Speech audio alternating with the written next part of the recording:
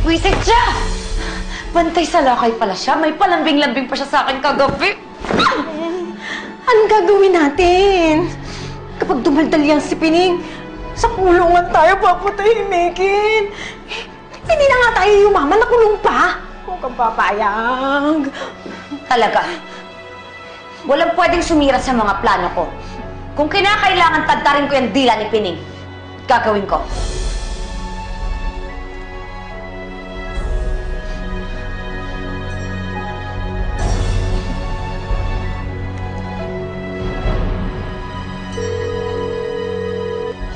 Hello, Pining. Mabuti naman sinagot mo. Nasaan ka?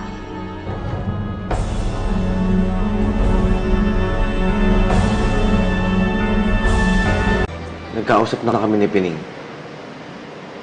Magkikita kami ngayon. Handa na siya magsalita.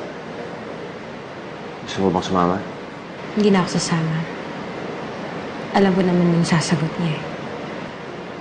Inaalala ko lang si Catherine.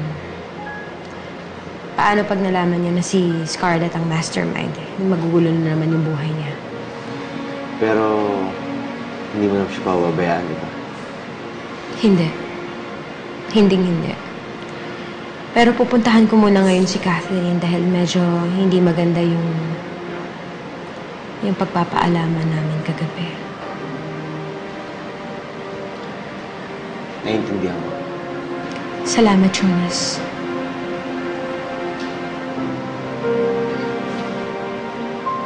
Nasaan na ba si Catherine? Tawagin mo na. Teka nga, di ko talaga gets eh. Bakit sasama mo si Catherine? Dahil sisiraan natin si Isabel sa mata ng anak ko.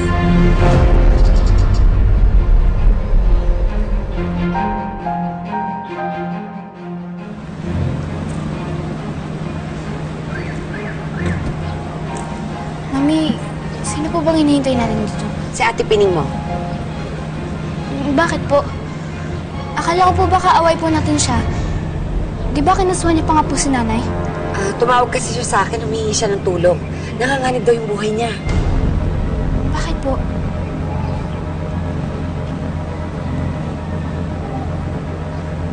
May gusto daw magpapatay sa kanya. Ha? Sino po? Si Isabel.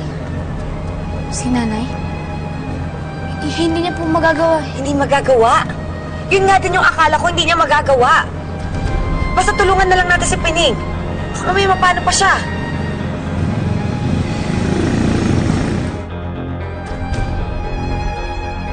Ma'am Scarlett. Pining.